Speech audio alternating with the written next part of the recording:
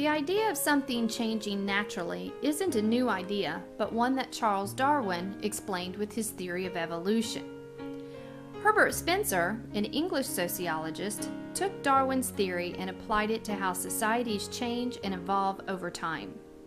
As a sociologist, Spencer did not feel the need to correct or improve society, for he felt that societies were bound to change automatically.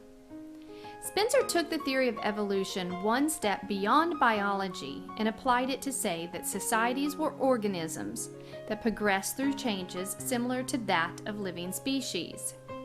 It was Spencer's philosophy that societies, like organisms, would begin simple and then progress to a more complex form. Spencer also found similarities between animal organisms and societies in that both had three main systems.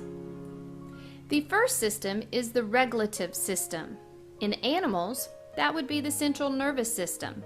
In societies, that would be government that regulates everything. The second system is the sustaining system. For animals, that's the giving and receiving of nourishment. For societies, that would be industry, jobs, money, economy, those sorts of things. The third system would be the distribution system. In animals, that would be the veins and arteries.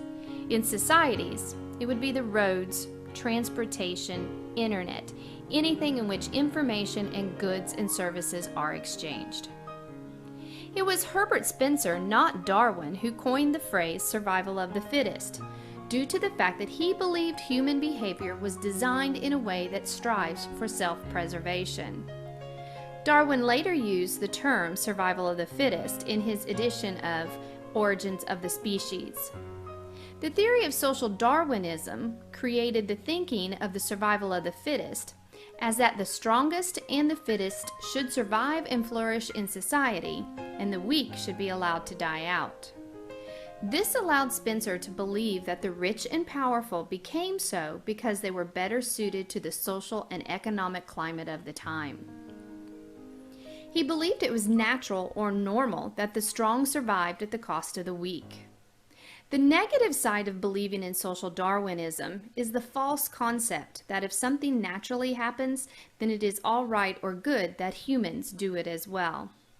On the extreme side, this thinking is part of what led to the rise of the practice of eugenics with the Nazi Party in Germany, or the American eugenics movement of the 1910 to 1930s. On the positive side, social Darwinism led to the creation of programs that allowed deserving participants to receive resources that would help them change their dire circumstances. Spencer is one of the top 3 sociologists who influenced the thinking of the structural functional perspective. This influence is placed right alongside those of Auguste Comte, the founder of sociology, and Emile Durkheim. In helping to explain the structural functional perspective, which simply believes that society is made up of various structures or parts and that each has a function or a job to perform. When all the structures are performing their functions correctly, then society as a whole runs stable and smooth. Spencer equated this perspective to the human body. The body is made up of the structural parts like the skeleton, muscles, and internal organs. Each of these structures serve a function, and the body runs smoothly if all functions are running correctly. However, have one structure not functioning correctly, and the body as a whole becomes affected. Spencer was a self-taught man of philosophy, religion, ethics, anthropology, psychology, and sociology. He became a columnist for various journals who did not have any strong religious affiliations but radical political views. His writings were translated into numerous languages around the world. By 1870, he was the most famous philosopher of his time.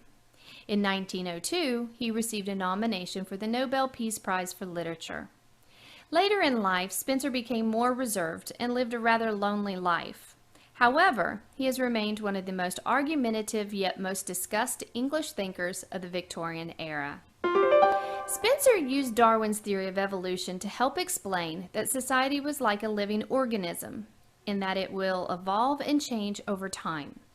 He even coined the term survival of the fittest to explain how society was made up for the more powerful and strong to be in control and survive, while the weak would stay poor or even die.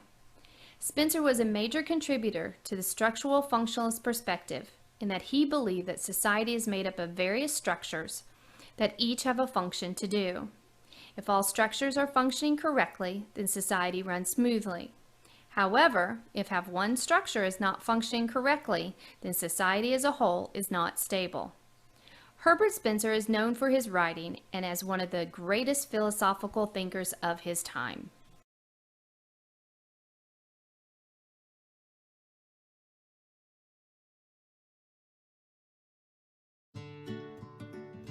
Friedrich Froebel was born in Germany in 1782. Froebel had a difficult childhood, troubled with neglect, his mother having died when he was just 9 months old. His uncle sent him to school, where he showed an early interest in biology. Later, after an apprenticeship as a forester, he pursued some informal university studies before being jailed over an unpaid debt.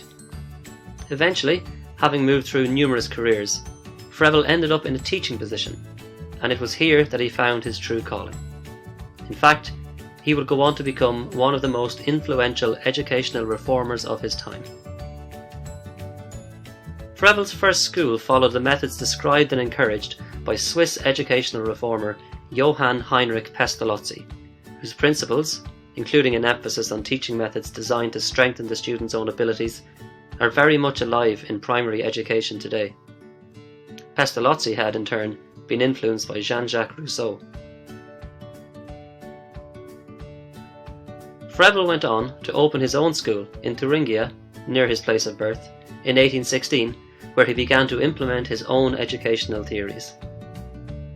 Through various experiences, including a spell as head of an orphanage in Switzerland, Froebel became convinced of the importance of early education. In 1837, he opened an infant school in Prussia, which he later named Kindergarten. Froebel is not solely responsible for the kindergarten movement, but he can certainly be called one of the founding fathers.